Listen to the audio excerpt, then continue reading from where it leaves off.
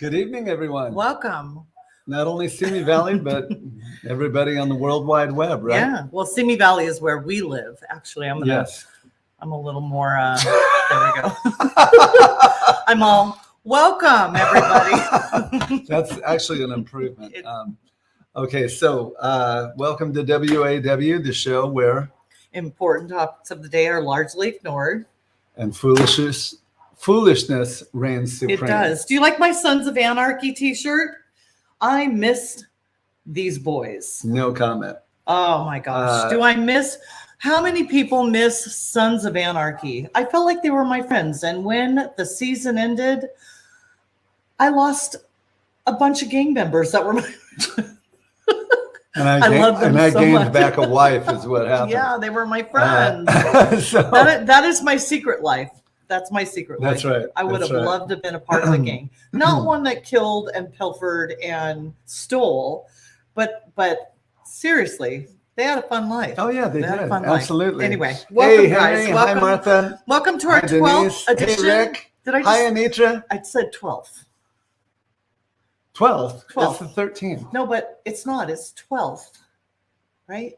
What? Oh, the 12th episode. Yeah, yes, that's correct. 12th episode. And we are here to ask the eternal question. What's happening? Hey, Pixie. Hey, Anitra. Anitra, I knew you'd be here. And I am so happy you're here. You are here. Yes. And Kevin is happy you were here, Anitra. Audrey. Thank you for joining us, guys. There's John. Mr. John Deere. It's one of my favorite sound men on the planet. So today is Wednesday, April 13th. Yes. April 13th. 13th? Yes, it is the 13th. And so we've got a lot of stuff happening this weekend. I've got a lot of stuff. I don't know about her. I got a lot of stuff too. She's probably going to have a few pajama days. Your stuff is not more important than my stuff. Well, I would beg to differ about that. Okay, so let me tell you about what's happening this weekend. Hi, Adam Bell. Okay, go ahead. So if I make it out on the other side on Monday, that will be a minor miracle. Yeah. Because this is what's going on, guys. Tomorrow night. Oh, hi, Patty. Yeah.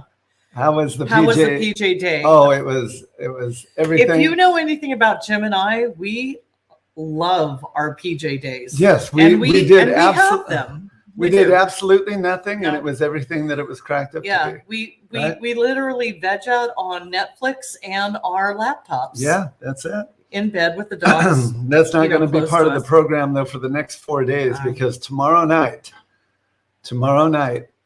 Led Zeppelin at Rockin' Brews in located in Yamava, I think is what it is. No, it's Yamava Casino in Highland, yes. California. Rockin' Brews. You guys know that place. We got put onto that show just about 2 weeks ago or something like that. Hi, Marla. Hi, Marla. Hi, Marla. Thank you for joining us. So yeah, it was a late addition to our schedule, but we are going to be there tomorrow night, and I believe it's going to be a later show, if I'm not mistaken. I love Yamava. Yeah, I know you do. I love it when you go in there and win. That's I'm still contemplating whether I want to drive separately and go. Hi, Claire. And make some money or lose money. It's all a crapshoot, and that's what it is. Hey, Claire. Yeah. But anyway, so you have Yamava tomorrow night, and then Friday night. In fact, let me tell you exactly when the show times are. He's got to look at his schedule. It's different than what it normally is, guys.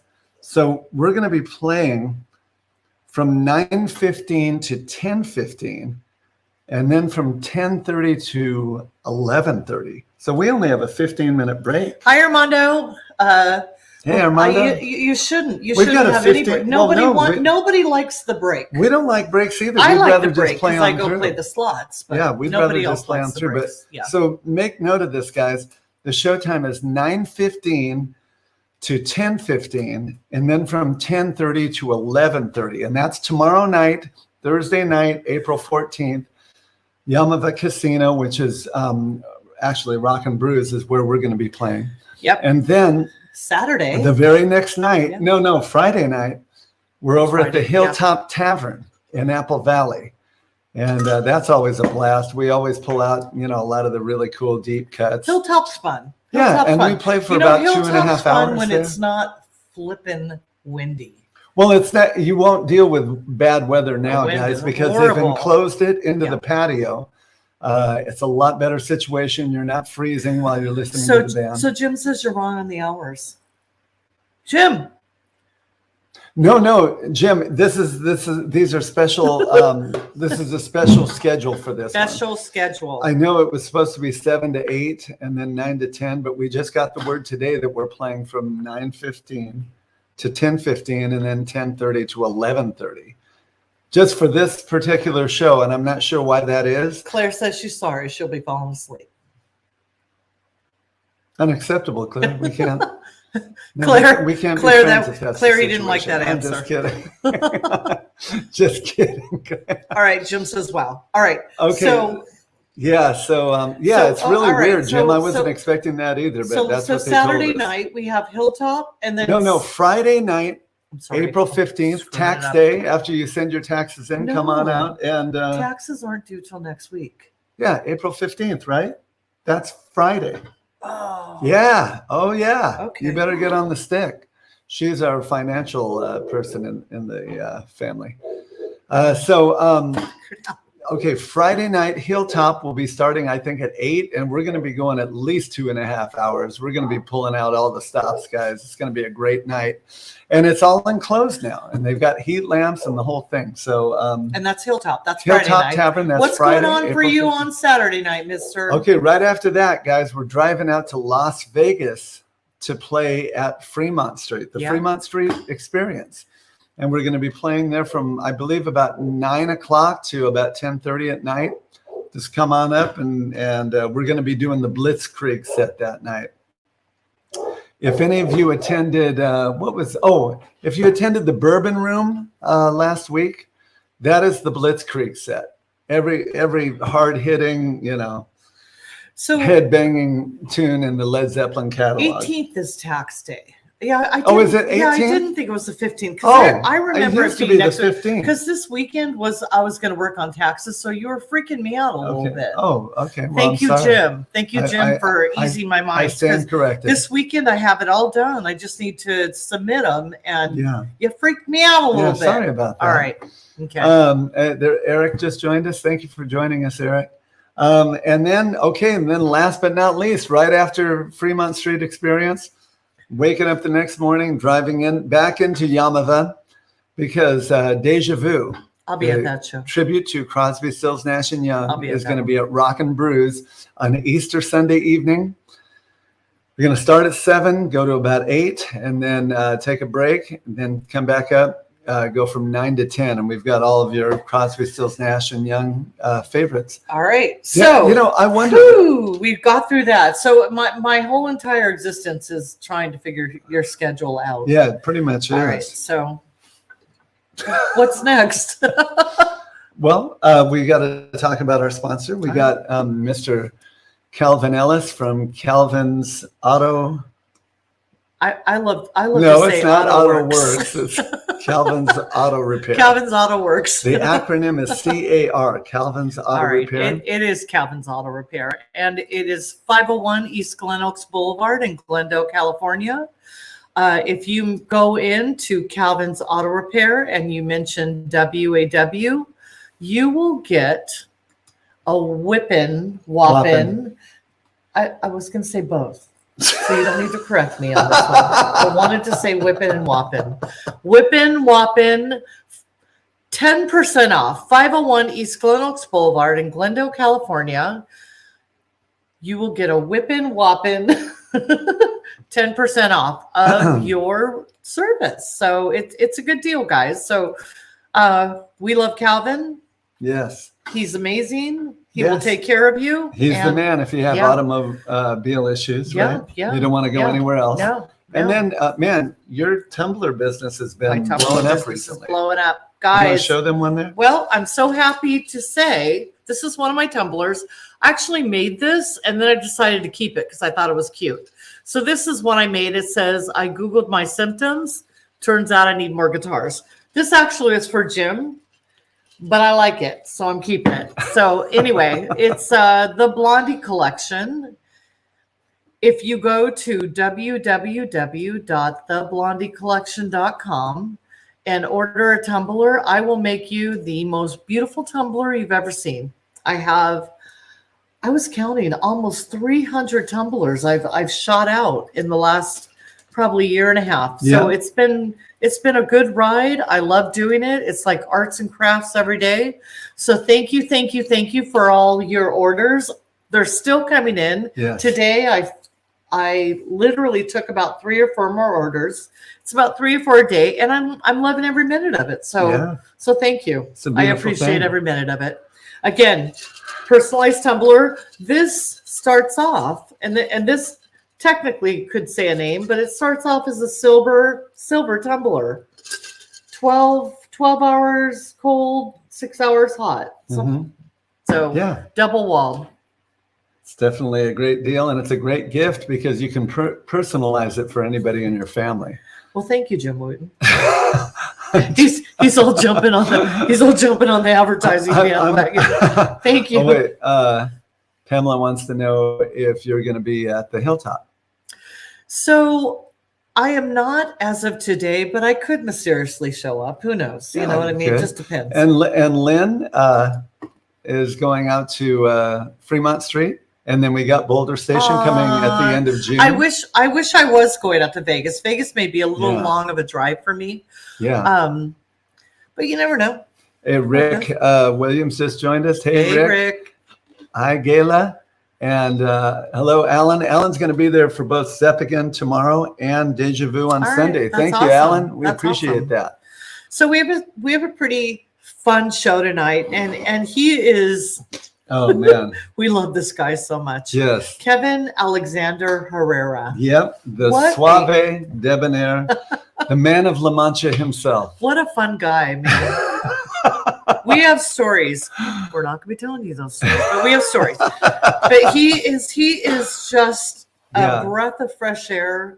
Every room he enters, just happy. I love playing music with this positive, guy. Love playing. I wish he lived on our coast again. We love us some Kevin. Yes, we do. We really do. He's the man. Yeah, I'm telling you, he's good awesome. guy. So good guy. We're going to show you a little clip of the current project that he's in right now, which is called Foreigner's Journey. It's a tribute to Foreigner and Journey, and he's in the band with Constantine, who was on American Idol, if you remember. Which I have to tell you, in high school, Journey was my favorite band, and I don't even know if Kevin knows this.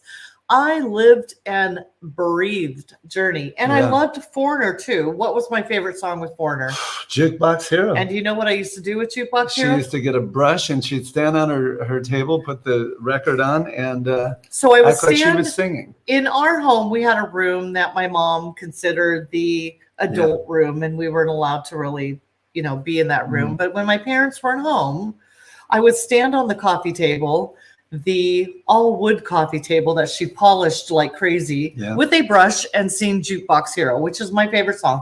And I would still do it today. I would sing Jukebox Hero. Don't hold that against her, guys. She was so Foreigner Journey. She was at a bad state. Oh my gosh. No, I was a bad I was a fun friend. so we're going to show you a little bit of Foreigner's Journey, and we're going to bring on our good friend, Mr. Kevin Alexander Herrera. No, all right. See, she can't roll the R. No, because I'm. But Kevin appreciates that I can. So go ahead and roll the tape, Roscoe. All right. How did you all meet? Sorry, wrong one.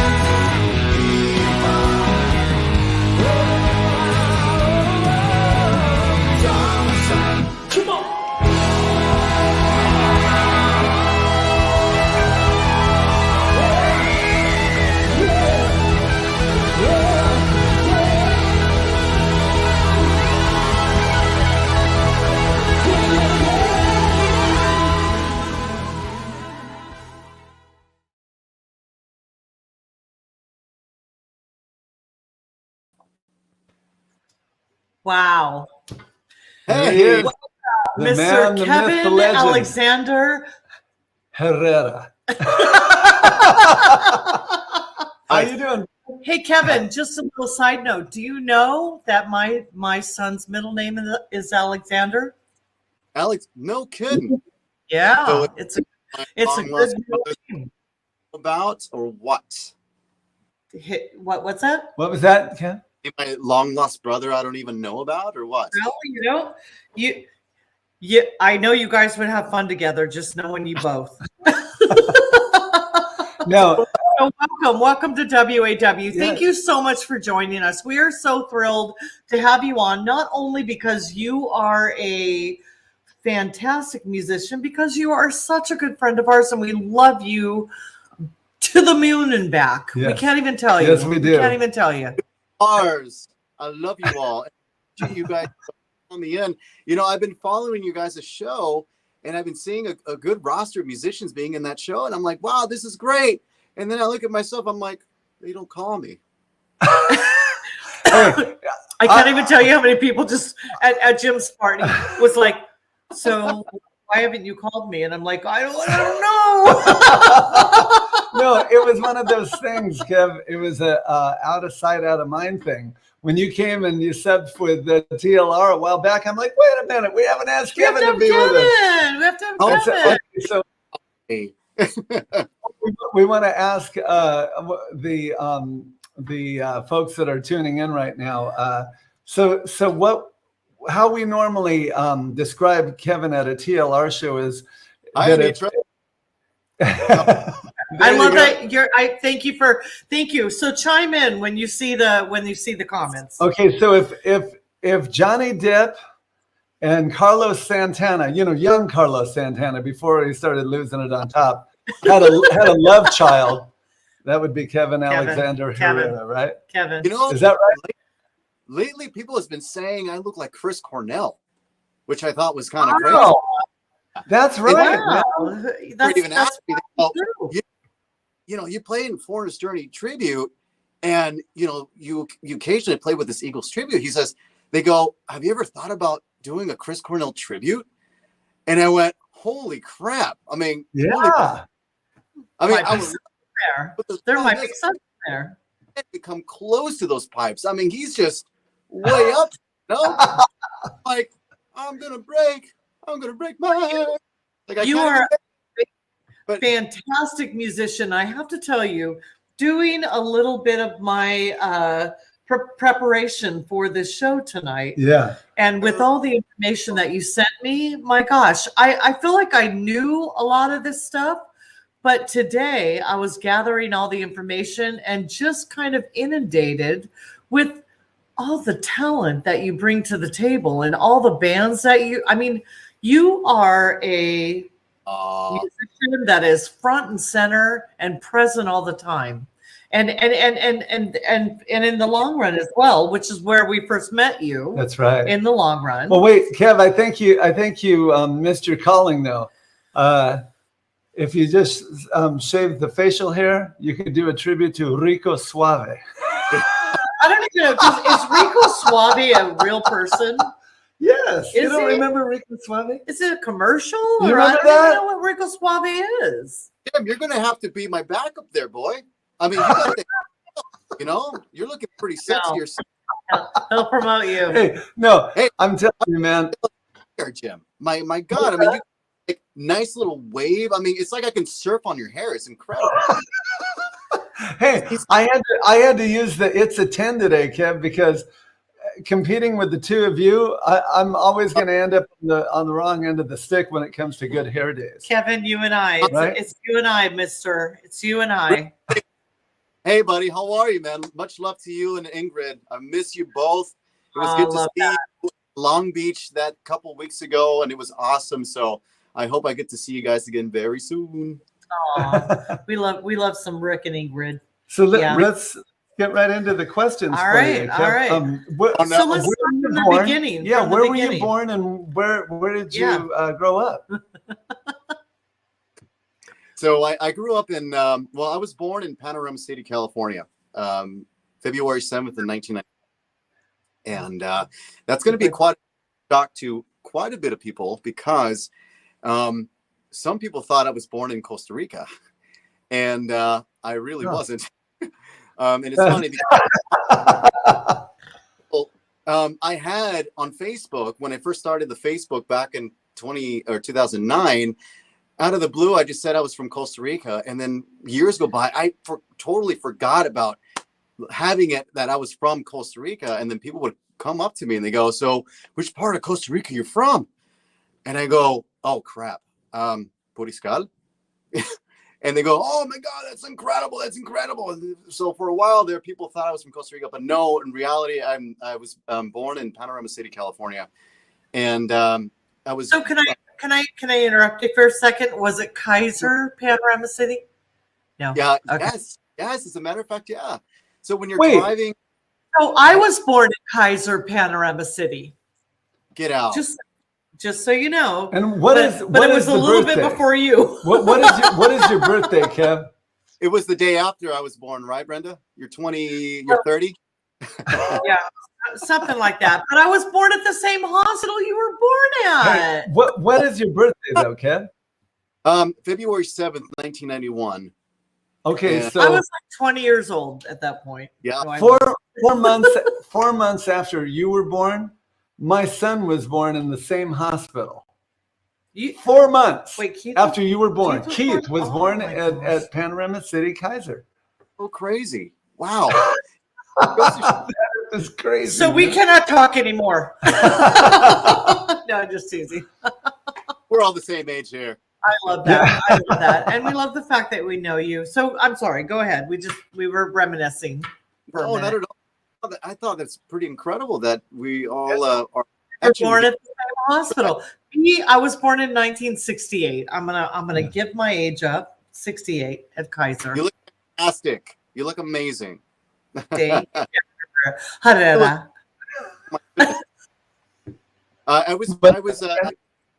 My mom lived with my grandmother in North Hollywood at the time. And then when I think I was a couple of weeks old, my mom and my dad, my biological father, decided to buy a house in Palmdale, California. Now, if you've ever been to Palmdale back in the 90s, it was such a quiet, small town. It was so quiet. And so we got this house in Sumac Avenue. And then the rest was history. I mean, I grew up in Palmdale and, went to elementary school. I graduated high school there, 2009. And then all of a sudden, I just got of love through music from there. And so I decided to go through college in Hollywood, California, which was Musicians Institute. But going back a little bit, I grew up mostly in Palmdale in that same neighborhood. We lived in that house for, I think it was, 2, 3, 4, 5, 6, 7. We lived in that house for about 6 years. And after that, we moved to an apartment a couple blocks away from the house, but we were still in the neighborhood. It's a couple blocks. And then we lived there for a couple of 2, 3 more years. After that, we moved to another apartment next door to that apartment where my aunt was living at the time. So we were all living in the same, so it was the family in the same apartment complex. And then my mom and my stepdad, who I consider my real father today, he's absolutely fantastic. So Gil, watching this, I love you. You're my father. I love you. They got together, and all of a sudden they put their heads together and they decided to buy a new house. And the new house happens to be in the same street where we first moved in. So it was the same house in Sumac. And since then, they've been in that house since 2001. So it's they're still in the house? They're still in that house as we speak. Oh, that's amazing. That's great, Grace. I love that. I love longevity in a place, especially when you remember your childhood or your growing up years. I think that is the most special thing. That's amazing. Incredible.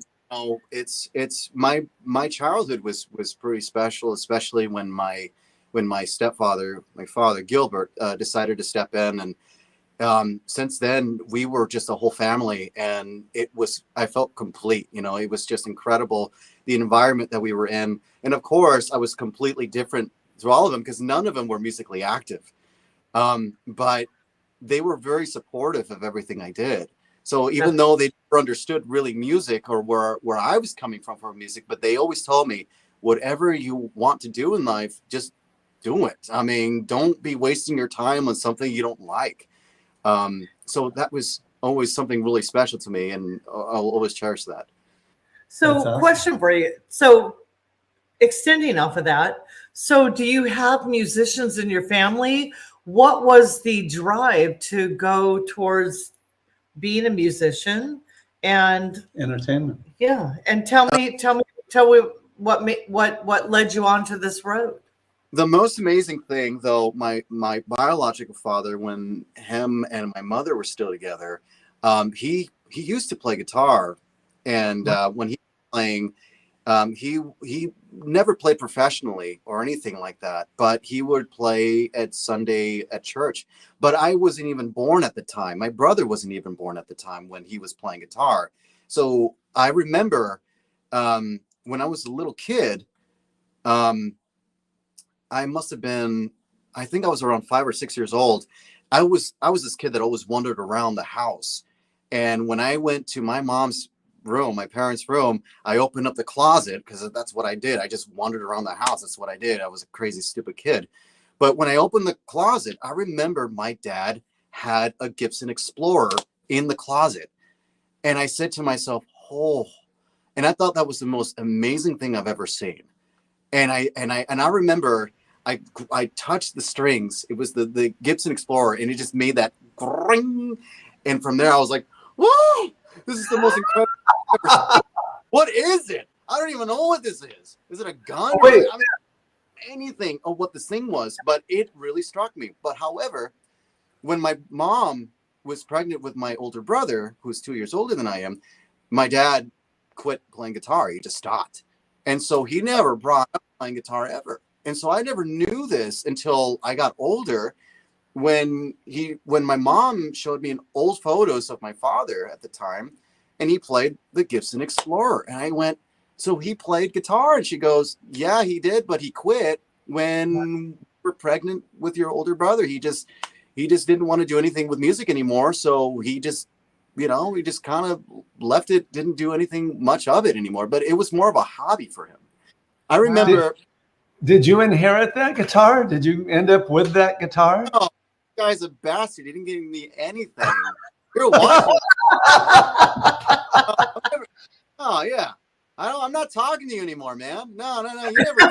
I don't know what he did with it. He must have sold it to some guy for a few $100, but come to think of it, I think that Gibson Explorer must be worth just a few $1,000s or something. I think so, man. Yeah, for sure. Pretty guitar. And man, I remember talking to my biological father years ago, and I said, "You're such an idiot for selling like that. Why didn't you give it to me, you damn bastard?" He goes, "Oh, I didn't know you." Well, okay, so let's fast forward to who was your. Oh, wait, we got to ask him though. Are you still in touch with your biological father? We keep in touch a little here and there, but he's got his own family. He's got his family out in Costa Rica now. He lives in Costa Rica. Oh, okay. He lives in Costa Rica. He's got a daughter and a son who are now grown up now, and they live in Puriscal, Costa Rica. And so, I mean, they got their life together, and whenever the time is right, I mean, we do keep in touch. Not as much. I mean, I realize he's got his own life there, and he's taking care of his family, and here I am, care of my family out here, and my life, and whenever the time is right, we tend to get a hold of each other, but right now we're just so if you want to reach out, you can. If you don't, you don't have to, right? Don't freaking have to. Don't talk to me, dude. yeah, I get it. So tell me about the guitar player that inspired you.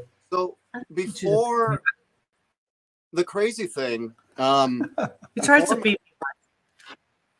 What happened? Oh, okay. Well, no, when I talk. Oh, No, I go see. ahead. Okay, Go so ahead. before my parents had, I remember my parents used to have these parties every weekend, and they would invite the friends and the family, and they were always playing disco music and Latino music. You know, the ones that go, just some things that go, I don't know. I mean, just they were playing Car Wash and everything like that, and that I was never into that, and they would always play it at the parties. And I remember one day, on the stack of CDs, there was this CD case that I found a little unusual. Besides the Donna Summers, and they had a Titanic soundtrack, and some other CDs they had, which never really caught my attention until I stumbled across the CD. It was called Skid Row, and as a kid, I go, "What is this?" So I opened the case, and then of course it was this very unusual CD case. It was just these, rock and roll guys, and on the top of the album, yeah, there it is. It's Skid Row, and these guys with long hair with this attitude. And I went, I've never seen that in my life. And when I was a kid, I thought these guys were just they were girls. And I'm like, wow, look at these girls. And I went, I gotta listen to this. And so we had this old crappy stereo, and I decided to hit that, put the CD in there. And of course, that first song from Skid Row was Big Gun. So it goes bam, bam, do do do do do do, bam, bam, bam, bam, bam, bam, bam. It was this electric guitars, and I've never heard that in my life because I was so used to hearing music, Latino music, and the disco music, that I was just like, I gotta get out of this party. I can't stand this. And all this, and I went, this is incredible. And then you hear Sebastian Bach saying, she was a ballerina on a subway train. And I was like, I've ever heard of in my life. And I remember that night, I heard the entire album. And since then, I was completely hooked on whatever style of music that was. That at that moment, I said, I gotta get more of this. So that was the first rock album I've ever heard in my life, was Skid Row. And after that, I didn't hear anything ever since. At that time frame, I didn't hear any more rock and roll music. I'm like, I gotta discover where this is coming from, because at the time, of course, there was no YouTube or anything like that. And again, I was a kid, so I didn't know where to go to expose myself in this music. So I was trying to find some radio stations, and I remember 95.5 KLOS was playing some of the classic rock stuff, and so they were playing stuff with Scorpions and stuff like this, and I was playing this in my room, and I'm like, this is great. Oh, and I'm rocking around in my underwear, pretend air guitar playing. And when my mom and my stepdad were already hooking up, I remember at this time we went to Mexico, because that's where my stepdad's from. We went to Mexico, and we spent the day in Ensenada, Mexico, which was perfect, right? It was a beautiful day. We had a great time. And then at the end of the day, we were driving back, and we ended up in the border, crossing Mexico and to the States. And all of a sudden, on 95.5 KLOS, one song came that completely changed my life after that, which was Unchained from Van Halen. And Yeah. I was 7 years old when I heard that. And that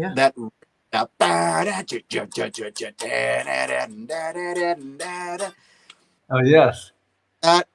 And the entire world was completely shut. The entire world completely just changed my life. I mean, my life just changed after that, because whatever Edward Van Halen did on that guitar, I said to myself, wow, whatever he's doing, I want to do exactly that. I don't know what he's doing. I don't even know who this guitar player was at the time. I didn't even know who the band was. But my stepfather was really into classic rock. And I remember asking him, I said, Dad, who is this band? And he says, that's Van Halen, son. I went, oh my God. And he goes, yeah. Back in 1984, I saw Van Halen at the Ozfest. I was like, you were at the Ozfest? Yeah. All I remember was a cloud of smoke. People were smoking weed and everything. And I went, oh. I mean, I don't think he mentioned weed because I was still a kid at the time, but 1994, watching Van Halen. I mean, I'm sure that was still Eddie's prime, but at that moment, when I heard Van Halen at that time, I said, you know what, I gotta do that. I don't know what he's doing, but whatever sound he's creating on that guitar, I want to do that. I don't even know where it came from. So I started buying some Van Halen CDs when I was very little. And it was only Van Halen. I mean, I love Scorpions and I love the Motley Crue and I love all the other stuff. But for some reason, my attention was all Edward. And all that I bought, I mean, I know a lot of people, when they listen to music, it's all about the lyrics. And I get that, especially as soon as I got older. It's all about the lyrics. I get it. But when I was a kid, I didn't even give a fuck about the lyrics. Oh, it's part of it. You can say that here because it's Facebook and StreamYard, and we don't care. We don't care. But honestly, no, I will not scold you because I am the rebel. This is Jesus right here. Oh, come on, please. No, I'm serious. But okay. Yeah, go ahead. I know I'm rambling on. Do you know a lot of those Van Halen tunes now, Kev? Did you learn a bunch when you got those records and started playing the guitar? So, I didn't. Okay, so I bought those records, and then all of a sudden, I didn't have a guitar. And I remember I told my mom, I said, Mom, I want a guitar. I was 9 years old. I said, Mom, I want a guitar. I want a guitar. I want a guitar. And she goes, I'll think about it. I'll think about it. I'm not sure if I can get you one, but I'll think about it. And then on my 10th birthday, no, I'm sorry. I was 10 years old on Christmas. She goes, I got you something. And I went, what? And then for Christmas, she got me a really, it was like a store brand Stratocaster looking guitar. And when I saw that, I completely lost it. I mean, she got me my first electric guitar with a tiny amplifier. It was the Laney Cube practice amplifier. And I saw that. I was like, oh my God. And my mom says, I got you this guitar. You better be practicing that guitar every day. I was like, Mom, of course. Oh my God, I thank you so much. And I was so grateful. Kissing my mom, thanking her for giving me this guitar because I wanted one so much for years, and I never got it until I was 10. And I remember the first time I plugged that guitar, and come to think of it now, I mean, that guitar sounded like shit. But when I was a kid, I thought it was the most amazing thing I've ever heard. But plugging that into the Laney amplifier, I didn't even know anything. I was just, I didn't know anything. But I was just so happy that my hands were on that fretboard. I was like, this is great. So now my next challenge was I was trying to get distortion out of this thing, and I couldn't. And I'm like, I don't know what Eddie Van Halen is doing, but I can't do what he's doing. It's just not working with my hands. I'm not what's missing here. And then comes out that he had some kind of gain on whatever amp he was playing, which I didn't know at the time. I didn't know what kind of gear or what he was using, but there was some sort of gain that he had on it, and I didn't understand any of that. And I remember when I was looking through the amplifier and there was a button in the amplifier, and I didn't know. I was a kid. I'm just like, woo, woo, woo. And I see this white button on the top right corner of the Laney, and then I hit that button, and then you hear this feedback coming up from the amplifier. And I stopped it. I went, great. Oh yeah.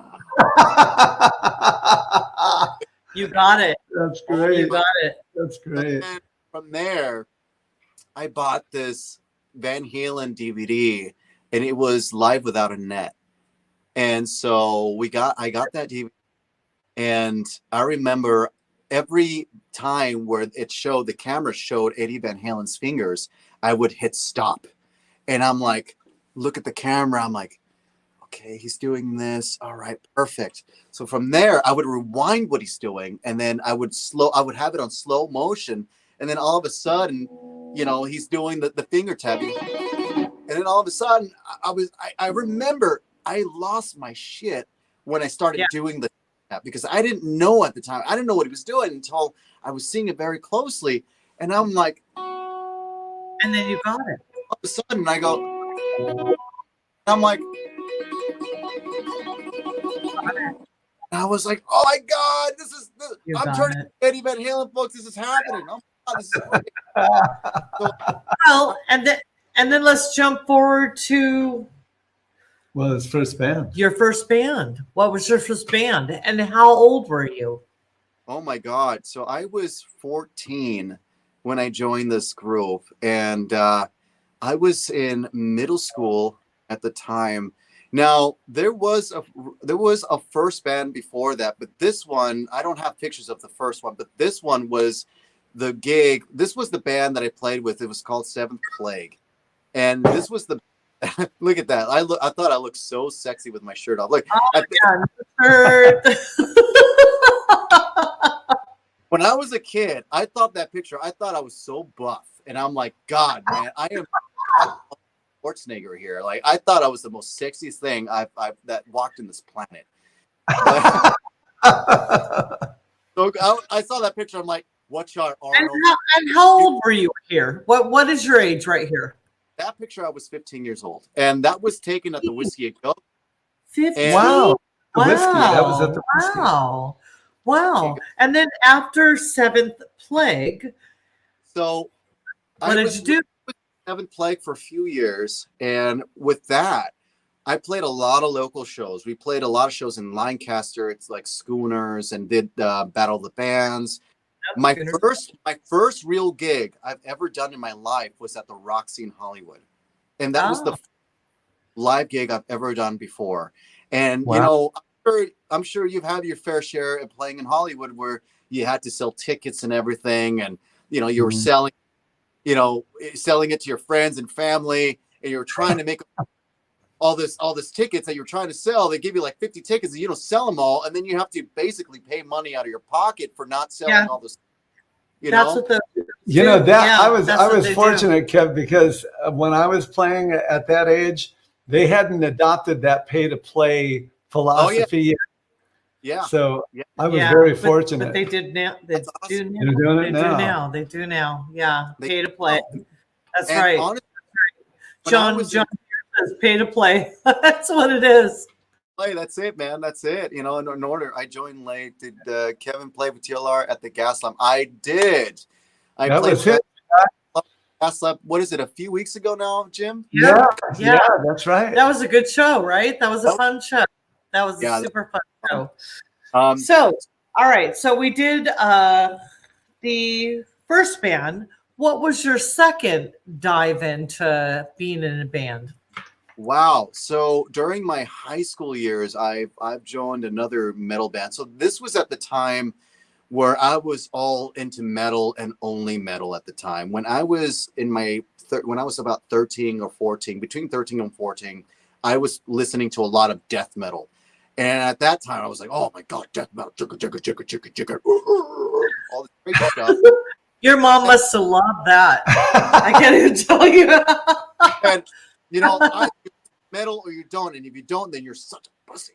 And you know, I was just so into metal at the time that all I wanted to do was play metal. So in my high school band, I was in this metal band called I don't even remember. I think this band was called Fable. And it was kind of it's a stupid name, but one of my bass player named it Fable, and I was like, cool. So we didn't play any shows, but we were playing in a garage, and we were playing loud, nitty gritty, heavy metal music, and I thought it was really cool. And so from there, I played heavy metal for a few more years until I decided that I wanted to play music full time. And then it went from there to wanting to study music after that. And so after high school, I went to Musicians Institute and I studied music. And from there, I started hearing a lot of different other music. And blues came in mind. And all of a sudden, I went from listening to heavy metal and strictly heavy metal music at that time to listening to blues. And then all of a sudden, it opened up a whole new world for me at that point. I'm like, oh my God. Blues music is absolutely incredible. And from there, I wanted to explore more blues, but not just blues. I was hearing a lot more other music as well, jazz, and then country. I was even liking country. And I'm like, God, I thought country was boring. No, I love country. I love country. I'm a country girl. We won't hold that against you. I'm a country girl. Yeah. I love it all. Yeah. So you worked into blues, which takes you into your next band, which I have a very close connection to as well, because when you told me you played with this particular individual, I have history with this guy. Hey, I know this guy. Is this something I need to know? No, not that kind of history. I have history with my work experience. I built a relationship. I would go see him, and he was a phenomenal musician. He was amazing. He's absolutely incredible. But right after I graduated college, and I wanted to work full time as a musician, I was just playing in bar bands and playing in dance bands. And, you know, it started off, going back a little bit, I was just playing acoustic music in front of coffee shops, making $5-10 a day through tips. Yeah. I was so happy because I was making money. Yeah. I was so happy. But then my manager, my darling, hi, honey. She was fortunate. I mean, I was fortunate enough that she made cards for me. So when I was playing in front of coffee shops, I was handing everyone cards. So every time I was at these coffee shops, I was handing people cards and cards and cards. So I was playing jazz with my electric guitar and playing acoustic music. And so people were calling me after that. They were like, "You're the guy from that acoustic thing," or "You're the guy that was playing in front of the coffee shop." I said, "Yeah, that's me." So we got at this band that we're looking for a guitar player. You're interested? I'm like, "Great, that's awesome." So from there, that's how I was able to network my way around. And I was playing in dance bands and working my way in the AV area. And from there, I expanded from the AV to playing at the Reseda area. So then from there, I was playing in those bands and I was getting better playing live and getting more comfortable. I was also doing these Thursday night jams in Lancaster. And from there, I was discovered by a drummer whose name is Dan Jarras. They call him Danny Danger. And all of a sudden, he discovered me. He heard me playing guitar, and he goes, and I'm not exaggerating when he makes this voice. Danny, if you're seeing this, I'm sorry, but I love you. But this is how he sounded. He goes, "Hey, I just wanted to say your guitar playing is phenomenal. And I was, are you out? Are you busy? Are you playing out a lot?" And I go, at the time, I said, I'm not really playing much. And he says that he knows a guy who's currently playing with, his name is Guitar Shorty. And he says he's currently looking for a guitar player. Well, I happen to be interested in wanting to try out. And at the time I go, who? Who's Shorty? Who's Shorty? Yeah. Still very young. I didn't have I didn't know much blues at the time, but I was getting to know the blues community. And then all of a sudden I said, sure. I said, okay, great. So the next day later, Guitar Shorty, who's on this photo, and that's me on the left side, playing with him. This was taken in Las Vegas at the Blues Festival in Las Vegas. B.B. King played that year, and we opened up for B.B. King and George Thorogood. And crazy about that photo is that 7 months after that festival, B.B. King passed away. So I was fortunate enough to be King front center, and I was fortunate to hear him play and everything. But I got a chance to meet with Guitar Shorty after he called me, and he says, "So Danny told me that you played pretty good blues." And I said, "Well, I thought I was okay." But he says, "Are you willing to come to my place and discuss some things?" I went, "Holy crap. Yeah." And, of course, I was a kid. I was so excited. I'm like, "Oh, my God, this is going to be so cool." And so, I was so excited. And so I drove over to his house. And it was so funny because at the time, I didn't know where the hell his house was. I was just trying to look at his house. I'm like, I don't even know where it was. And what gave it away was this van that I drove past. And on the side of the van says, Guitar Shorty. And I look at that and I go, I think I'm in the right place. And so I called Shorty and I said, "Shorty, I believe I'm in front of your house. And he goes, all right, I'm going to open up the garage door. I'll be right out.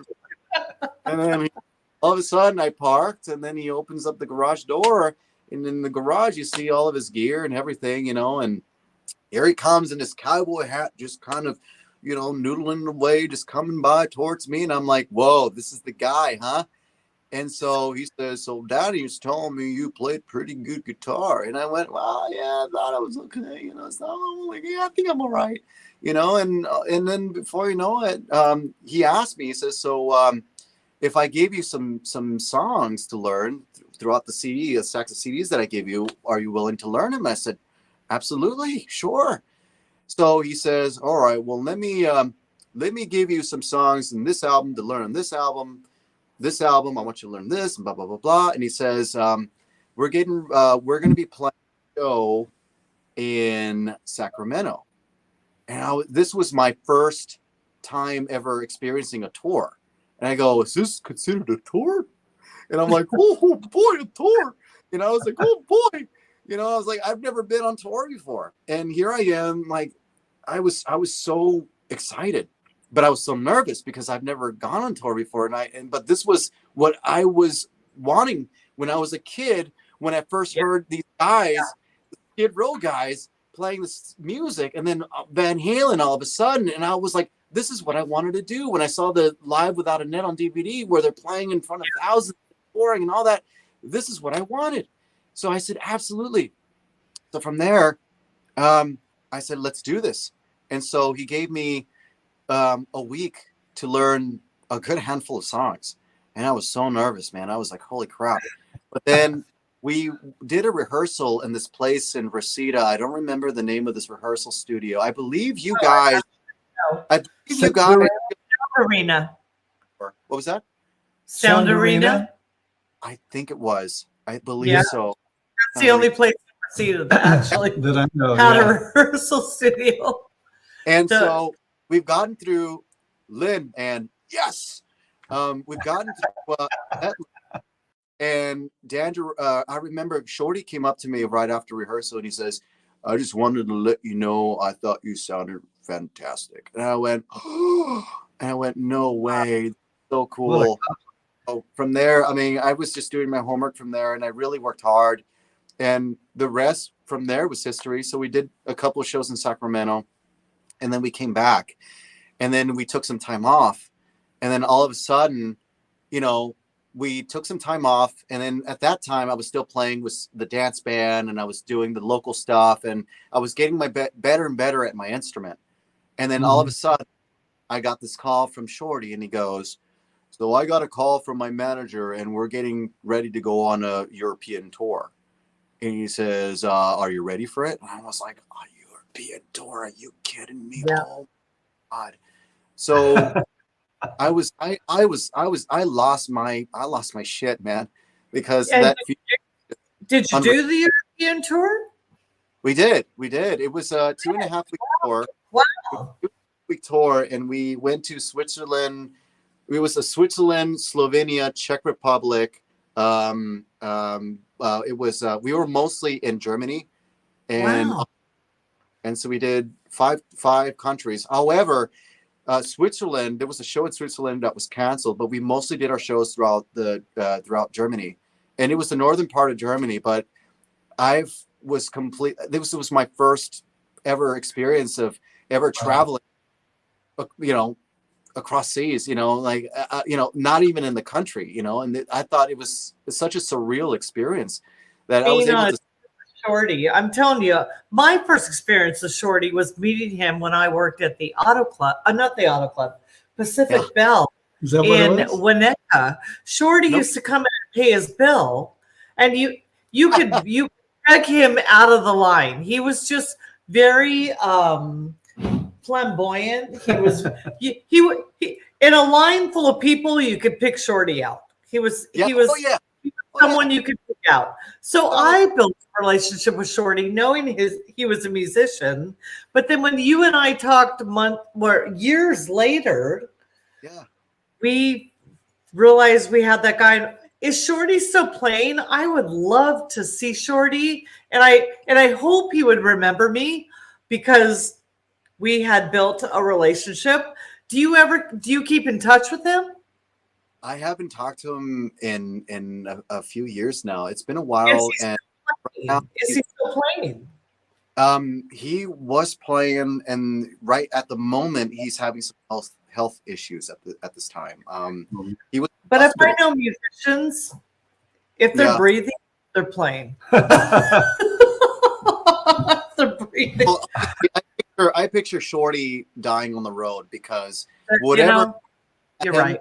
He always wants to go on the road, no matter how old he is. He's always on the road, and he was just on another U.S. tour not long ago. I think about a year ago that he was on another U.S. tour, and they went to Michigan, and they did all these other shows around. I think they went to Buffalo and all these other places, Tennessee, I believe, Oklahoma, and then all of a sudden, all this health issues was starting to hit the surface, and so he was not quite some time now. But it's what happens when you get. I'm going to challenge you, Kevin. Oh crap! Reach out to Shorty. Give him a reach. Yes. Yeah. I would love to. Yeah. No. Tomorrow. Let him know. You know what? Hey, Shorty, just wanted to know how you're doing. Thinking about you. Is he? He's in his 80s now, right, Kev? He's in his late 80s, I believe. Yeah. He's in his late 80s. And it's incredible because he's in that age range, and he's still. Yeah. I mean, you see him. And when you see him on stage, I mean, he's got a heart of an 18-year-old because he really does, and he lived and breathed music, and that's what I love to do. People that are in their 50s and they're just like, like I'm so tired and this is terrible, and I can't be on the road because I'm 50.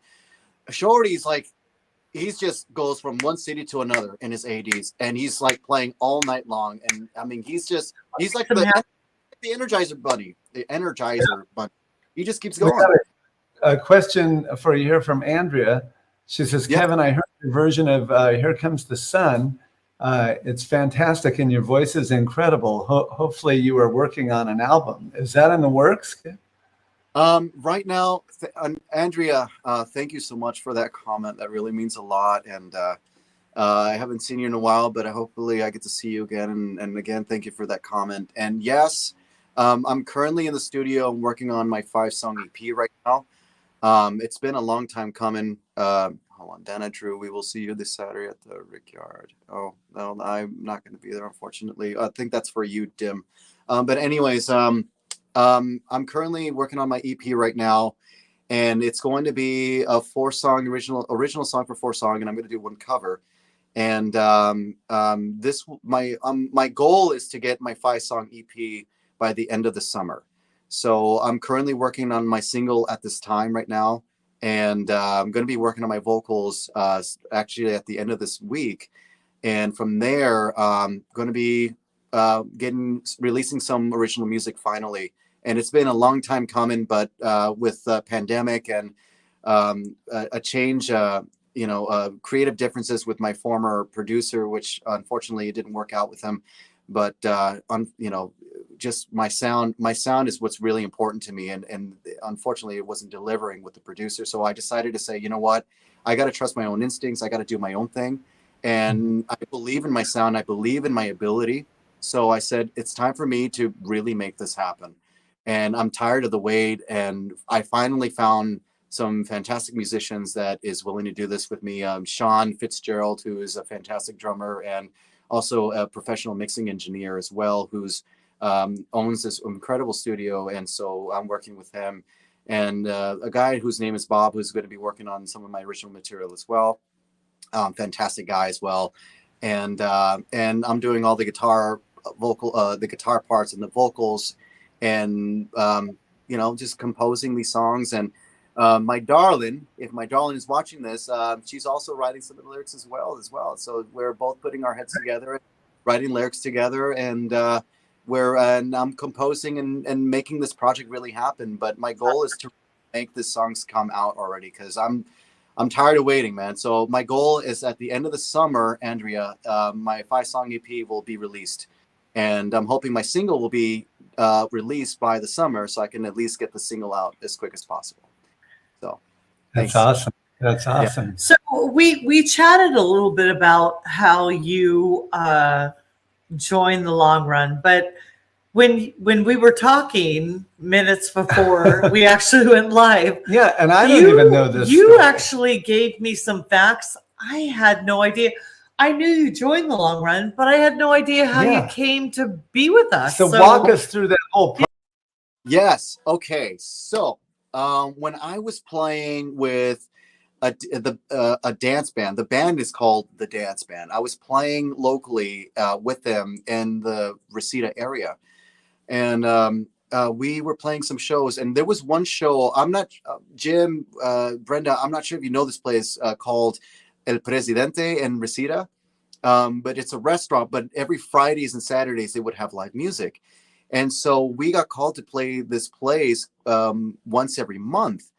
And the second time we played there, our drummer at the time, my drummer at the time, his name is Alex Meza, said, we got a female vocalist. And he goes, so we're going to, and he goes, we're going to play with her. Her name is Donna Christie. And I went, oh, well, that's great. We have a female vocalist. This is incredible. And so we did the gig with her, and I remember at the end of the first set, I thought she sounded phenomenal. I mean, she was singing a lot of the Latin music and everything, and some of the car wash. We were doing some disco and some Latino music and everything, but she was owning this stuff, and I was like, this girl is fantastic. I love this girl. And it's so funny because I remember at the end of that first set, she went outside and she was texting. She was on her phone. And then I followed her out, and I remember sitting next to her, and I said, hi, my name is Kevin, and I wanted to say you sounded fantastic. And she didn't even look at me. She was just on her phone, and she just goes, thanks. And I looked at her, I go, well, thanks for the intellectual conversation. I'm going to go back now. Thank you for and I looked at her, and I walked away. I go, I don't like this girl. But then we started hiring her some more, and then she started to open up a little bit with me. And then we actually started talking. And I went, this girl, I know Presidente. I have a friend who used to play there. Yeah, I mean, Presidente is the place. You remember that restaurant. Yeah. And so so we ended up playing a few shows with her, and I started talking a little bit. And so she noticed that, I thought she thought I sounded pretty decent on guitar. So then she asked me to do a couple of gigs with her band, which I'm sure you guys know is called the Donna Christie and the Camel Tones. Yes. To play a couple of gigs. Yes. Yeah. She asked me to play a couple of her gigs. And so we were playing in this place in Anaheim called the Foxfire, which if you guys don't even know the Foxfire, I mean, this place is quite a club, man. I mean, people eating steak, but at the same time, they're all dressed nice and people looking beautiful. They all get spruced up in this place. And I mean, this place was hopping. I mean, it was crazy. Now, at the time, playing in these disco bands and dance bands, I was only making $80 a night. And at the time, I thought $80 was fantastic. And I remember one night when I first played with Donna Christie, at the end of the night, it was at the Foxfire. And so, no, I'm sorry. It was another gig we played in San Pedro. And I remember she goes, I got your check. Now, here I am. I told you, I'm used to getting paid $80 at the time. This was before I joined, this was before Shorty or something like that. Yes, it was in between the Shorty thing. But anyways, she handed me the check and she goes, I just want to say you sounded good. And I went, thank you so much. And I saw the check and it was $125. I'm like, $125? Gas money. Sir, gas money. I'm like, awesome. I'm ready to go buy a car. I mean, if that happened today, you would be able to fill up your tank. One time. I'm like, man, I'm ready to go buy some steak and lobster after this. This is awesome. I'm loving this rock star style. It's great. Yeah. Donna does have an amazing sense of humor. David Ryden. I love Donna Christie. So funny. I love Donna Christie. When I first met her, I thought I did not like her because I was like, oh my God, she doesn't like me, which means no. I don't. I thought when I met Donna Christie, Yeah. I thought she hated me, and she could still hate me. I thought the same too. Yeah, I'm like, and here I'm trying to be.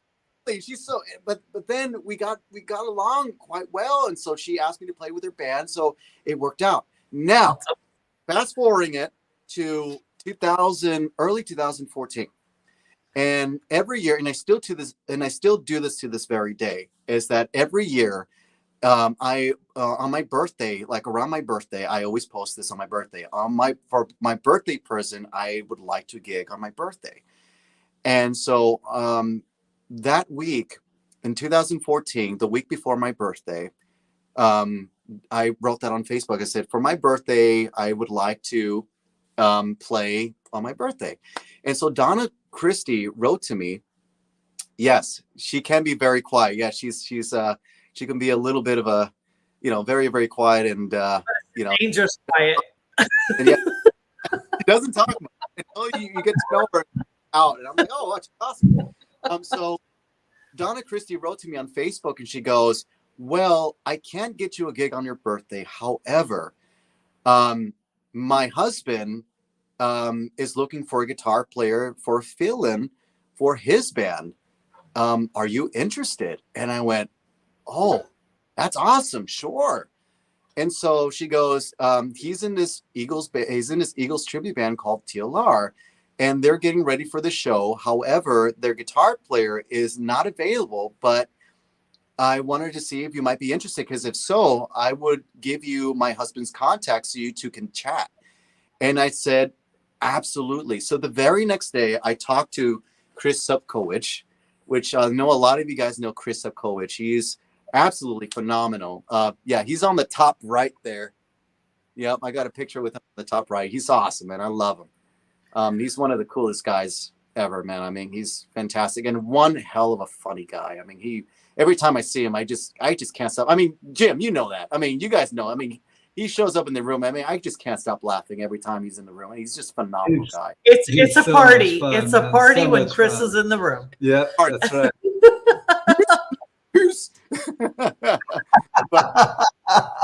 So you play with the band and you're thinking, man, this band is awesome, but man, that bass player's got to go, right? Left-hand corner, bass player, gotta go. I said, this guy looks like that guy from what is it, that the Bee Gees. I'm like, this guy looks like the Bee Gees. By the way, the bass player in your current group, Foreigner's Journey, I need to tap that guy to be the Robin Gibb in my Bee Gees tribute. Yeah, we're gonna tap him. We're gonna tap him. I'm so telling you guys can really start something, man. You guys can be really right. special. So we are so grateful that you joined the long run, because we love every bit of what you bring to the table. Oh yeah, on stage and Thank you. when the show is done and we go out afterwards. We love each other. It is just a wonderful time together. I mean, we cherish every moment that we get to be with you guys. The long run group is nothing but love and fun, and it really is. I get calls to play with you guys. I'm always I get goosebumps, because I always think about all the great times we've had before and the great times we're about to have in the future, and it's always, because every time I get in the room with the long run, I'm always having the best time. I mean, it's always the most. It's a you fly halfway across the country, all the way across, to be with us. He's coming from Boston. We right? are so grateful. I mean, we love every moment we get to spend with you. So again, because it's worth it. Honestly, it's worth it, because it's worth flying out, even if I have to do a red eye or get up at 4 o'clock in the morning, or even just a couple of weeks ago when I played with you guys at the Gas Lamp. I played in New Jersey the night before the Gas Lamp with Foreigner's Journey, and that night I drove 4.5 hours to New Jersey to do the show in New Jersey. That same night, drove 4.5 hours back, got to my place at 3:30 in the morning to only have time to shower, to then get my guitar, to get my equipment, to then hop on an Uber, to then go to the airport, to get on the 7 a.m. flight with no sleep to get my ass on the plane to LAX, to then get picked up by my folks at 10:30 a.m., to then go to Palmdale to grab my music equipment, which some of the music equipment at my folks' place, to then drive from Palmdale to Long Beach, which was 2-hour drive with no sleep. As you know, Jim, you're like, I can't believe this energy. Yeah. But just know that when you are a part of this unit, you bring so much on stage, off stage. We just love every bit of you. So absolutely. So it is not lost on us. It is not lost on us. It was so good. I mean, I found you. What was that? We appreciate you beyond belief. Yeah, I really appreciate everything that the long run has done for me, because honestly, if it wasn't for the long run, I wouldn't have gotten all the other opportunities that I've had after the long run, which I joined in other bands, especially in the Boston area. I got discovered with other tribute bands because of the long run, because people essentials, and they saw, not only did they saw me play with Shorty and they saw me play in other local bands and doing some jams, but they saw me play with an Eagles tribute band, and not just any Eagles tribute band, but a well-established Eagles tribute band that has been together since it's been established since 1999. That's right. So let's talk about when you in this long run with the front and center, when you actually made the Herald on the long run. I mean, what a great picture that is. And look at your mama. She is so proud. So when you made the Herald on the long run, and then you moved into Wanted DOA, right? Yeah. So I was already in this Christine. Yeah, I love you too, Christine. Thank you. So when I decided to make the move to Boston, I was already in contact with that singer. His name is Rich Figueredo. He's the singer there, as you see, for Wanted DOA.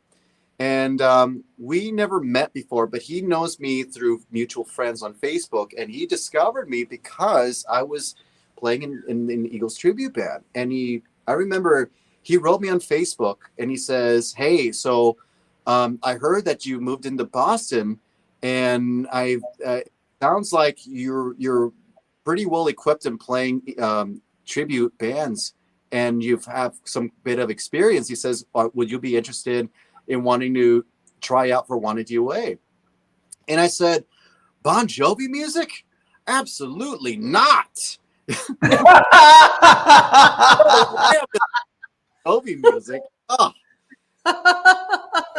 That's fun. Hey, I don't know if you know, but our last guest was Jerry and Steve from Wanted. Oh, that's awesome.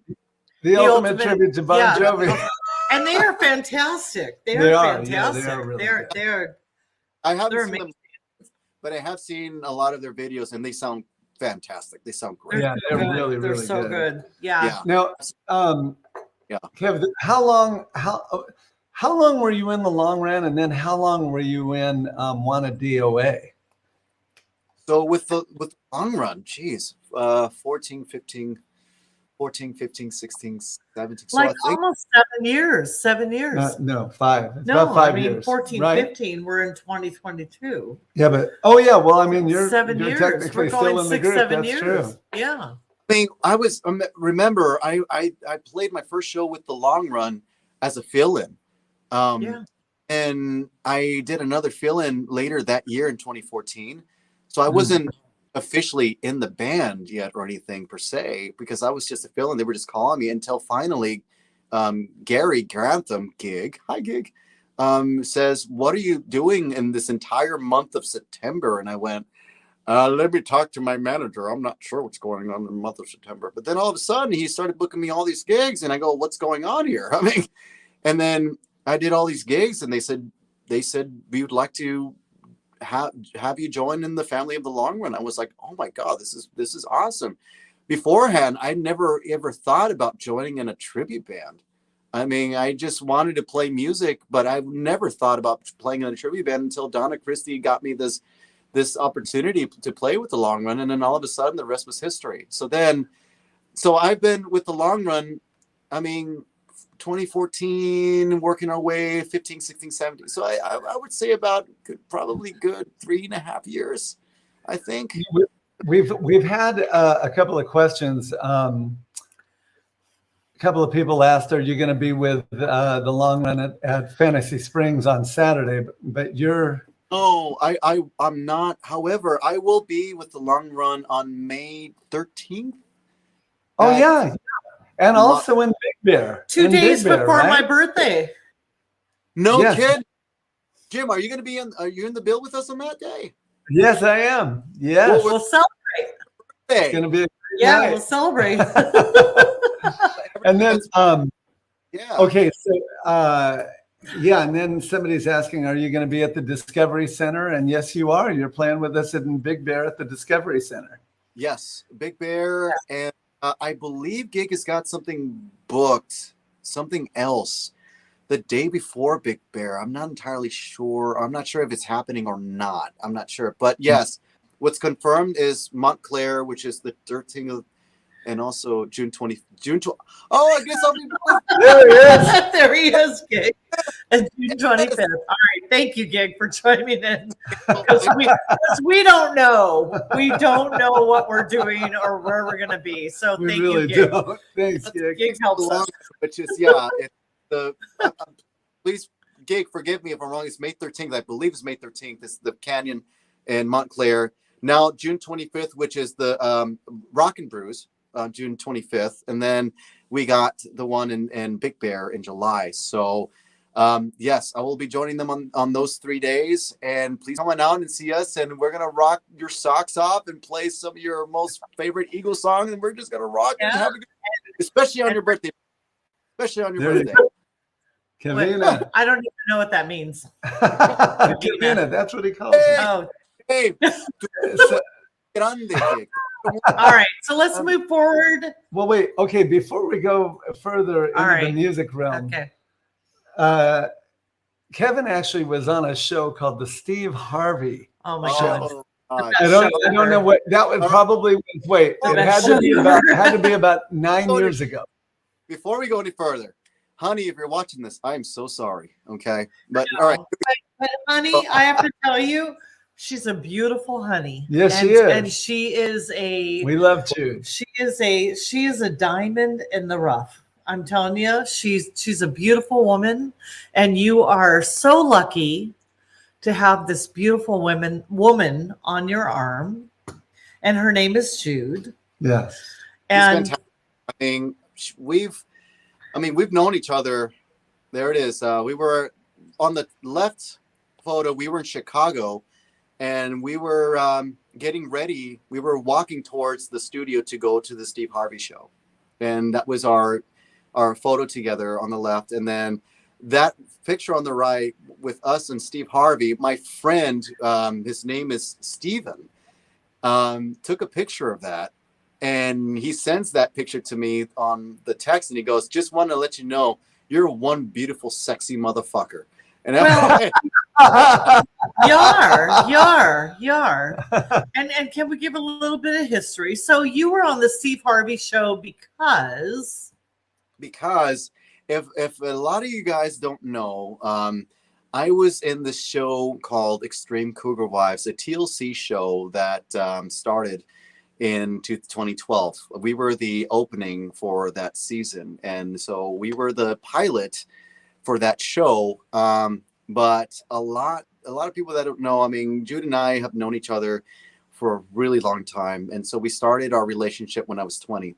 And long story short, at the time I was still doing some acting gigs at the time. I was doing I was in a show called Operation Repo. I was playing one of the hockey guys. I was hitting one of the repo men. I saw that. Yeah. With Matt Birch. Yeah, Matt Birch is a good friend of ours. Yeah. So I was doing some of those gigs, and then one day Jude looks in one of the casting sites, and she goes, "Whole crap!" And I went, "What?" She goes, "So there's this thing. It's a documentary about older women dating younger men." And she goes, "Do you want to do it?" And I went, "Oh crap. All right, let's do it. Let's pull the plug. Let's make this happen." And so from there, yeah, we ended up, the producer got a hold of us, and we ended up meeting with the producer, and the rest was history. We did the show called Extreme Cougar Wives, which I'm sure you guys can find this on YouTube. It's everywhere. I mean, when this show aired in 2012, November of 2012 is when it aired. I think we got about 1.5 million viewers. We got quite. All right. Well, let's show a clip of from that, this of the Steve Harvey. of your beautiful shoot. Harvey. Oh God. How did you all meet? Well, we first met through my daughter. They were in middle school together. I know that. Wait a minute. Wait. So I've known No, him. slow. I ain't Oprah. I got to drink this different. Okay. Oprah can sit here and get messages and go with it. When you say something to me, So That face where I'm like, obviously the show is a lot longer, but that gives you a little insight about. I mean, she's a beautiful woman. She loves you. You love her. You know what? Age means nothing. When there's love involved, it doesn't matter, right? Yeah, that's it doesn't right. matter. people Doesn't didn't matter. much of anything with our relationship. They only thought that it was just, people thought that I was in it. People were making assumptions that I was dating her for the money, which there was no money involved. I mean, we're normal people with really not much money in our pockets. Yeah. But when there's a connection, there's a connection. It's undeniable, right? We've been here for it's going to be close to 11 years now. And it's Good on you.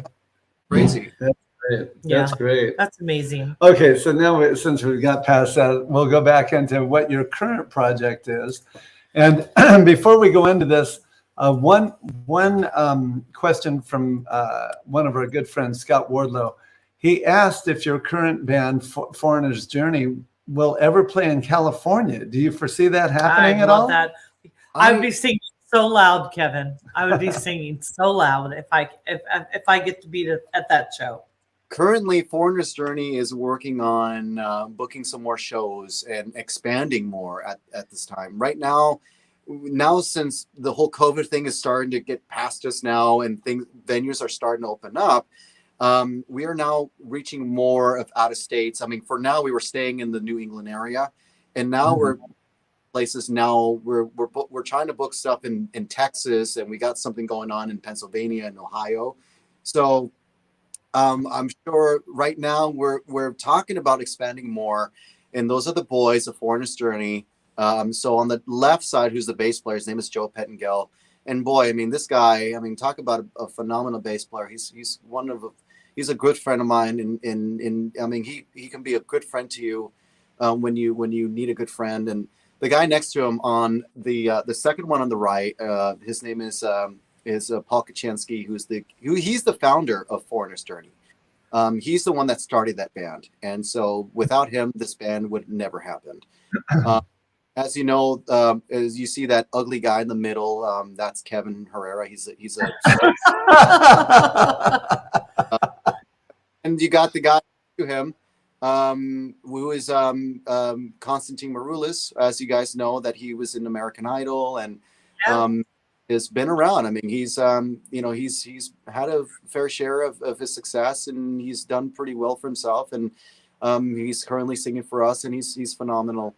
And we got Arthur Mambuka, who's the drummer of this band, and talk about another good friend. I mean, where I'm standing in right now, in this place where I'm at right now, is in his studio, and he's just one of those guys that says, anything you need, I'm here for you. I mean, I'm just so grateful to know Arthur Mambuka. I mean, he's just the nicest guy.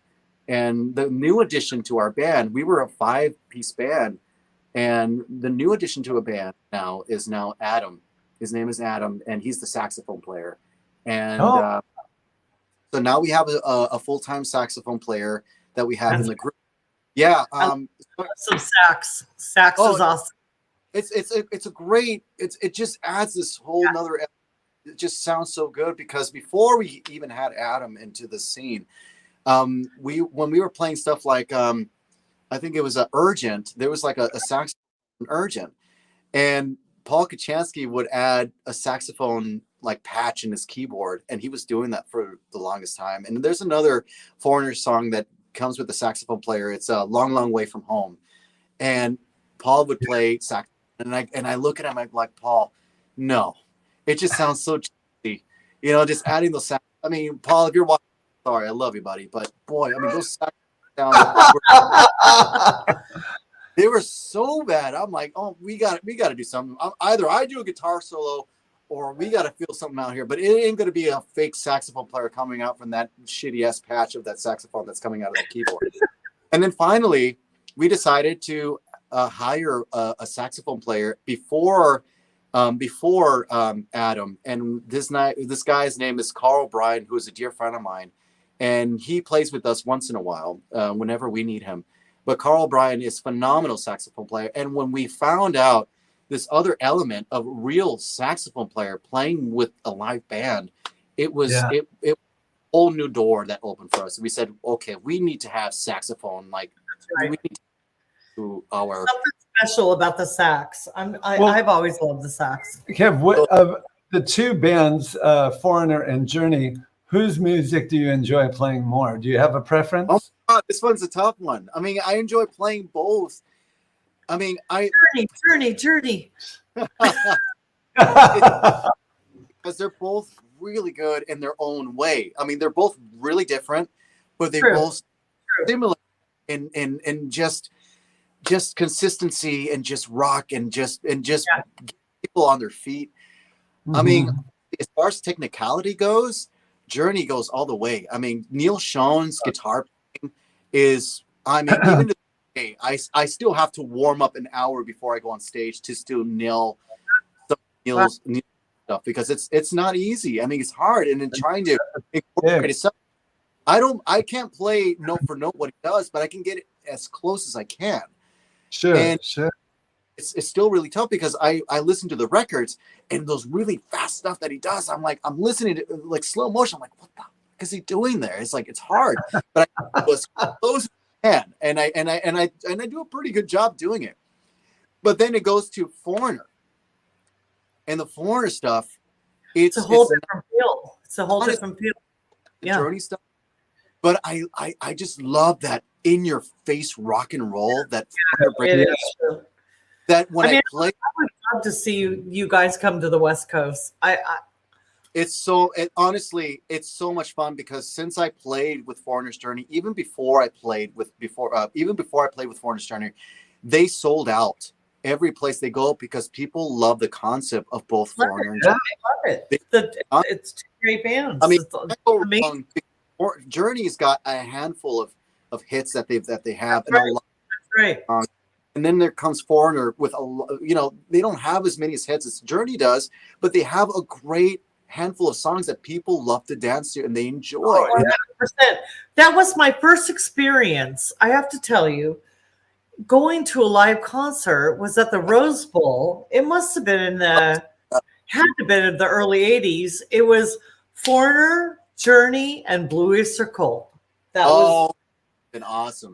That was who I saw, and that will always forever engrave a memory in my music.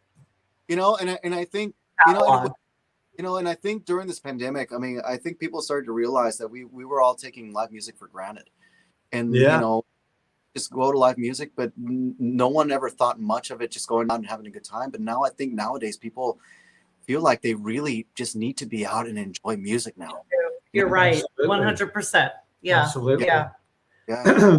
By the way, I don't know if you know, Kev, but one of the first tribute bands I was ever in was a Journey tribute.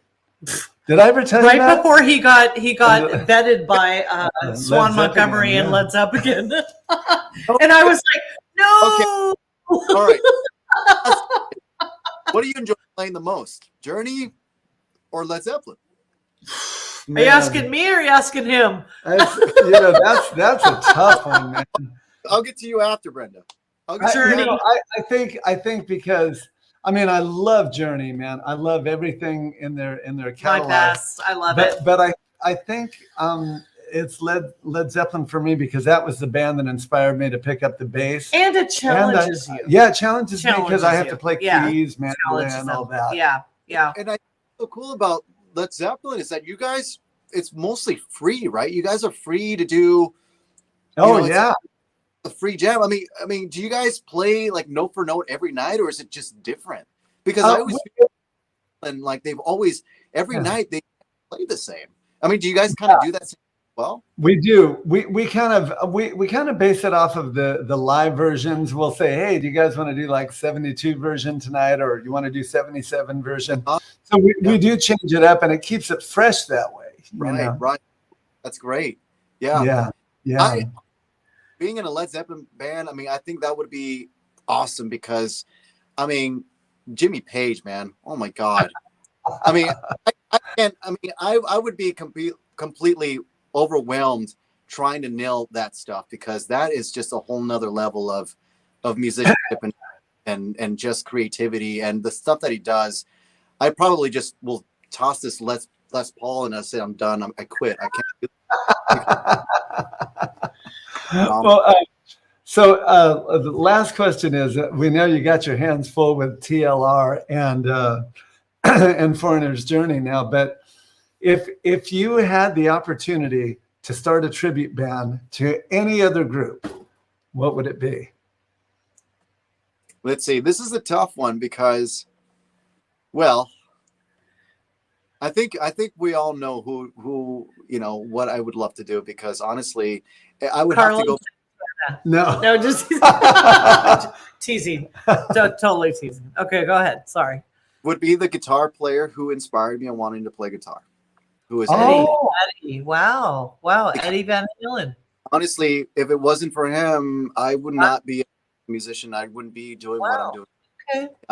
And so the fact that he was able to, the fact that I was able to find my way in playing music because of him, I think I owe it to him that to celebrate his music and to continue on his legacy, and that would be it. Now, countless times I get this thing from people saying, you look like Chris Cornell.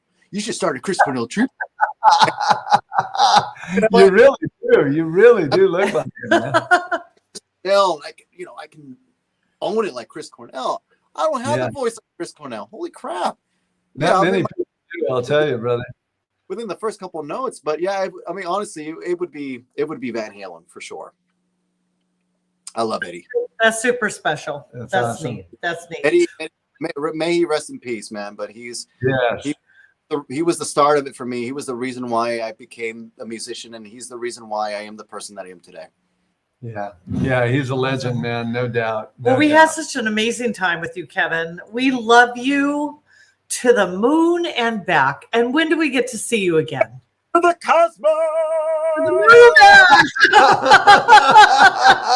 When do we get to see you? May 13th? Is that the next one? May 13th? Next month, May 13th. Yeah. Well, every bit of you is so positive. Every time you enter the room, it is just such an amazing, wonderful, positive experience. I can speak for Jim and I. We love you so much. We appreciate every time you're in our presence. Yes. You are just a phenomenal musician, but phenomenal friend to us as well. Yeah. We cherish and appreciate you more than anything. And, this is what makes me feel really good is knowing that I have such good friends in my life. And I always say, and I see this all the time, but I always say, music is what brings us all together. Music is what, really close. Right. And because of music, I was able to meet some amazing people in my life. And you two are absolutely the two most incredible people I've met through music. And if it was music, wasn't, I wouldn't have met, Gary Grantham and Switch and everybody, and the guys of Foreigner's Journey and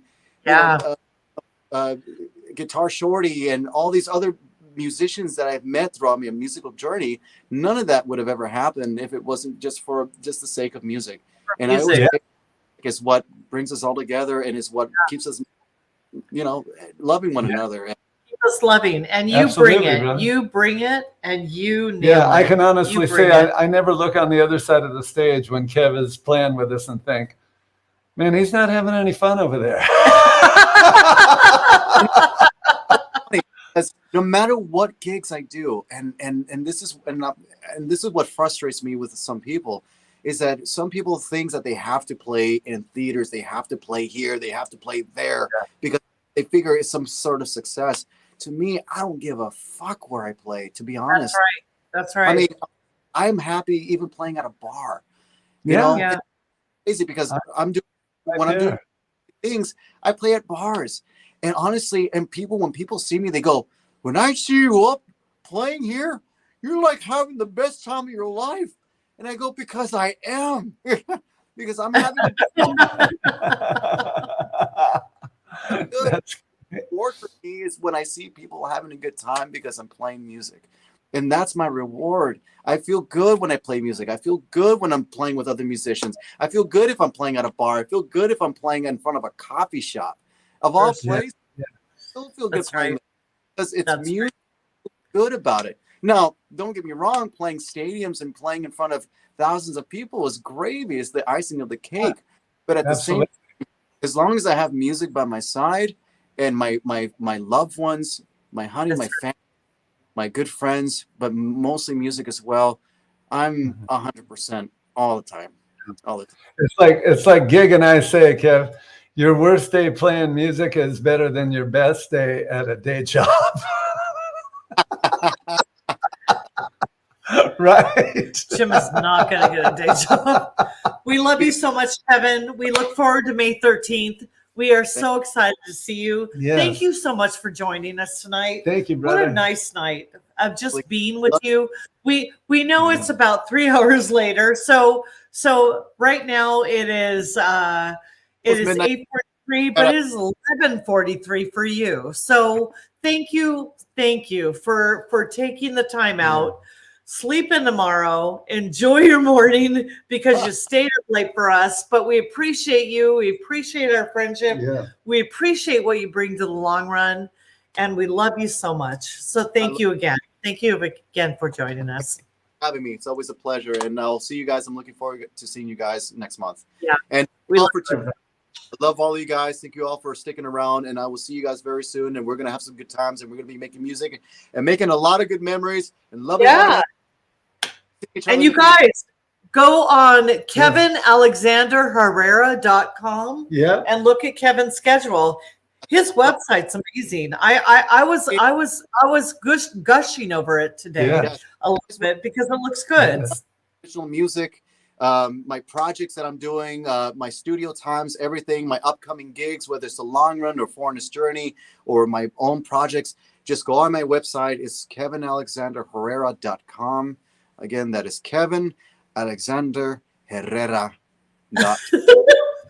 He says it. There you go, he brother. said, very nice. Very nice. All right, Kevin. Buddy. We love you so much. We'll see you on May 13th, brother. Thank you, Kevin. Have a great night. Thank you. Appreciate you. Bye now. All right, we'll see you on May 13th. All right, what a fun night. Yes, thank you so much for we love joining him us, so guys. much. We had such a blast with Kevin, and we'll be back next week. Same bat time, same bat channel. Although same bat what? What did you say? She's too young to know what that reference I don't even is. know what that means. Same bat? But no, you guys know what I'm talking about, No, right? I'm too young. Okay, so, but we're going to have to change the night because starting in June and running through August. Jim's got a full-time job on Wednesdays. Yeah, we're going to be doing a residency down at the Welk Resort in Escondido every Wednesday night. So maybe we have to switch it to Wootin' Tootin' Tuesday. I don't know. So let's give them a little bit of heads up. So Wednesdays are not going to be happening from June on because Jim will be playing in what city you're playing in? We're playing in Escondido. which is Escondido at the Welk Resorts Resort, every Wednesday night. starting June for 1st. For 3 starting months. June 1st. For 3 months. That's right. So We'll have to every change Wednesday. it to Wootin' Tootin' Tuesday. Wootin' Tootin' Tuesday. But let's ask, do you want to do Tuesdays or Thursdays? Yeah, let us know. Yeah, in the Tuesdays comments or there. Thursdays. Let us know, because we'll do Tuesdays. So Scott and Gig just told you what that reference was referring to. Batman. There you go. So Same bat time, same sorry, bat channel. Scott and Gig. I'm a little young for that. Sorry, all your elderly people. Yeah, like Gig says, at the Welk, it's going to be TLR Unplugged. Yeah, so let us know if you want us to continue By the way, Tuesdays guys, or Thursdays. by the way, if you're over in the Santa Barbara area at all, tomorrow night TLR is playing at the Lobero Theater, and there's still good seats available. So we have Marla saying Tuesdays, Karen says Tuesdays, and Anitra. All right, so it seems like Tuesdays, and we were thinking it's going to be with TLR, Marla. No, but we were thinking Tuesdays would be our best for WAW. Yeah, I think so. All right, so let us know. Let us Tuesdays. know. So we were thinking Tuesdays too. Okay. So Thank you, Anitra. yeah. So give us some insight on that. If y'all want to do Tuesdays are good with me. Yeah. Yeah. All right, guys. Well, thank you so much for joining us once again. God bless you. Yeah, Keep on rocking in such the a good free night. world, and we will see you next week. Thank you, guys. Have a good night.